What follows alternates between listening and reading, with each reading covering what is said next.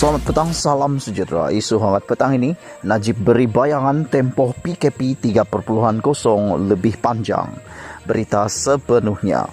Bekas Perdana Menteri Datuk Seri Najib Tun Razak memberi bayangan tempoh bagi Perintah Kawalan Pergerakan PKP 3.0 mungkin lagi panjang berbanding PKP 1.0 dan PKP 2.0. Beliau berkata itu pasti jika mengikut segala logik, sains dan data, antaranya varian-varian baharu lebih berbahaya sedang menular sejak PKP 2.0 dan keadaan sekarang jauh lebih kritikal berbanding masa darurat dan PKP 2.0 diumumkan. Selain itu, katanya bilangan pesakit dalam unit rawatan rapi ICU hampir 3 kali ganda. Jumlah kes baharu adalah lebih 2 kali ganda, manakala jumlah kluster aktif dan jumlah kes aktif dengan keboleh jangkitan meningkat hampir sekali ganda. Menurut Najib, penularan sudah masuk ke komuniti dengan 80% kes sporadik yang tidak dapat dikesan puncanya berbanding lebih tertumpu kepada sektor kilang dan tapak pembinaan. Kenapa keadaan jadi begini, di mana ia lebih kritikal dan PKP 3.0 perlu dilaksanakan hanya selepas PKP 2.0 tamat? Kenapa PKP 3.0 menyeluruh perlu dilaksanakan?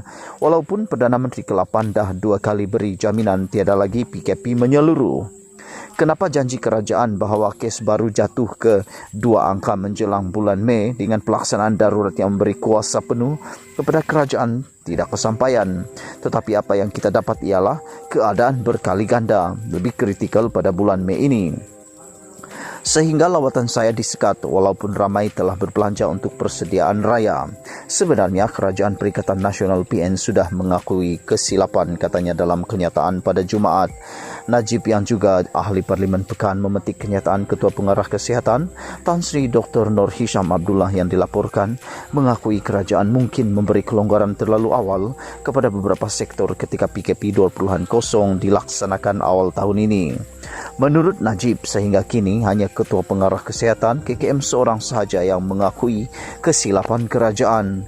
Lain-lain dalam kerajaan diam saja dan buat-buat tak nampak, langsung tak rasa bersalah. Pada saya, kerajaan PN telah membuat 2 kesilapan paling besar yang saya telah berkali-kali tegur dan memberi amaran dari awal-awal lagi sebab ia terlalu jelas di depan mata.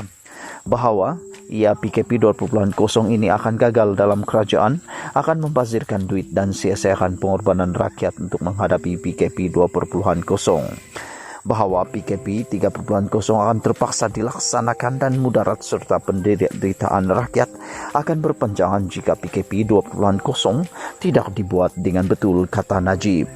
Najib menjelaskan bahawa kedua kesilapan itu antaranya adalah menurunkan tempoh kuarantin bagi pelawat asing dari 14 hari ke 7 hari pada bulan Disember ketika banyak negara-negara lain naikkan lagi tempoh kuarantin sebab bimbang dengan varian-varian yang baru muncul. Sementara itu, katanya, kedua adalah PKP 2.0 dibuat secara separuh masak dengan membenarkan sektor-sektor penyumbang terbesar kes dalam gelombang ketiga untuk terus beroperasi seperti biasa. Lalu kerajaan terpaksa tamatkan PKP 2.0 walaupun kes baru lebih tinggi berbanding masa ia bermula sebab rakyat dah hilang sabar dan tertekan dengan PKP 2.0 separuh masak yang kurang berkesan. Tapi geng Jabatan Komunikasi Komuniti JKOM dan PN pula kata saya meroyan berpanjangan masa itu. Cuma syok sendiri untuk mendapat likes, hanya tahu mengkritik dan mencari kesilapan. Maaf, kesilapan-kesilapan itu adalah terlalu jelas dan akibatnya terlalu nyata.